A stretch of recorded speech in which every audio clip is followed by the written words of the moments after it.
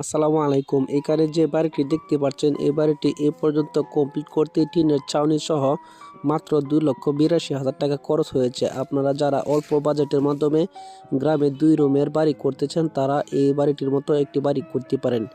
এই বাড়িটি দেখতে পাচ্ছেন সর্বমোট এই বাড়িটিতে 15টি কলম ব্যবহার করা হয়েছে। 15টি আরসিসি কলম দিয়ে কিন্তু 3 ইঞ্চি গাঁথুনি দিয়ে এই বাড়ির কাজটি করা হয়েছে। এই বাড়িটির গাঁথুনি কমপ্লিট করতে মাত্র 4,000 ইটের প্রয়োজন হয়েছে। এই বাড়িটির প্লাস্টার এবং ফ্লোর ঢালাই সহ সম্পূর্ণ খরচের হিসাব নিয়ে একটি কমপ্লিট ভিডিও আমার এই পেজে আপলোড হবে। অবশ্যই পেজটি ফলো করে সাথেই থাকবেন। সকলে ভালো থাকবেন, সুস্থ থাকবেন। আল্লাহ হাফেজ।